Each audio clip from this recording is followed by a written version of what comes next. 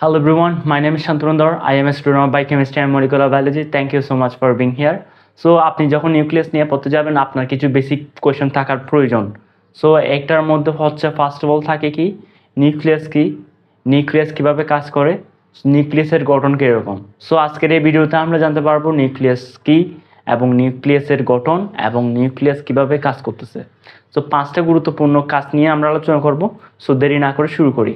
দেখো নিউক্লিয়াস হচ্ছে কি, আমরা জানি কি নিউক্লিয়াস কোথায় থাকে, নিউক্লিয়াস থাকে তোমার কোষের মধ্যে। তো কোষ কয় প্রকার আমরা জানি কি, কোষ হচ্ছে 2 প্রকার, একটা হচ্ছে প্রোক্যারিওটিক আর একটা হচ্ছে কি ইউক্যারিওটিক।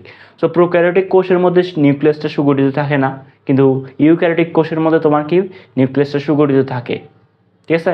সো এখন এই ইউক্যারিওটিক কোষটাকে আমরা 2 ভাগে ভাগ করতে পারি, একটা হচ্ছে তোমার কি প্রাণী কোষ আর একটা হচ্ছে কি উদ্ভিদ কোষ।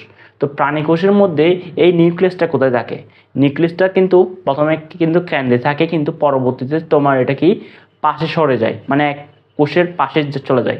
এগুলো কার ক্ষেত্রে, এটা কার হচ্ছে উদ্ভিদ কোষের মধ্যে। আর প্রাণী কোষের ক্ষেত্রে তোমার নিউক্লিয়াসটা থাকে তোমার কোথায়, নিউক্লিয়াসটা থাকে তোমার কোষের কেন্দ্রে।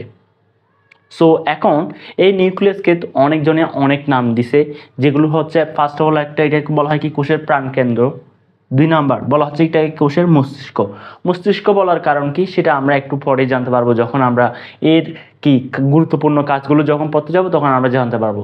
দেখো এটা তাহলে একটা কোষ গঠিত হতে হলে 2টা জিনিস লাগে, একটা হচ্ছে কি সাইটোপ্লাজম আর একটা হচ্ছে কি নিউক্লিয়াস। তো এই নিউক্লিয়াস থেকে আমরা কি নিউক্লিয়াস জিনিসটা পাই কোথায় উদ্ভিদ কোষ এবং প্রাণী কোষের মধ্যে, ঠিক আছে। এবং এটি আদি প্রকৃতির কোষের মধ্যে আমরা পাই না। সো আমরা বলতে পারি এটা কি আদি কোষ, ও এই আদি কোষে এই অঙ্গাণুটি পাওয়া যায় না। 3 নাম্বার এটাকে বলা যাবে কি, এটি কি কোষের কতটুকু জায়গা দখল করে, এটি জায়গা দখল করে 10 থেকে 15% জায়গা দখল করে। তারপর দেখো এটি কোষের কেন্দ্রে অবস্থান করে, এটা কোথায় অবস্থান করে, কোষের কেন্দ্রে অবস্থান করে। কার ক্ষেত্রে, এটা প্রাণী কোষের ক্ষেত্রে। এখন দেখো এটার গুরুত্বপূর্ণ কাজগুলো আমরা জানবো। দেখো গুরুত্বপূর্ণ কাজগুলো হচ্ছে কি কি, দেখো এটি কি করে, দেখো এখানে তুমি দেখতে পাবা কোষের সকল জৈবিক কাজ নিয়ন্ত্রণ করে। তাহলে এখানে যেসব জৈবিক কাজ হবে সবগুলো কাজ নিয়ন্ত্রণ করে কে, নিউক্লিয়াস। 2 নাম্বার এতে ক্রোমোজোম থাকে, তাহলে আমরা জানি ক্রোমোজোম এর কাজ কি। সো এখন দেখো ক্রোমোজোমের কাজ জানি কি, ক্রোমোজোম জীবের কি করে, বংশ পরম্পরায় জীবের বৈশিষ্ট্য রক্ষা করে।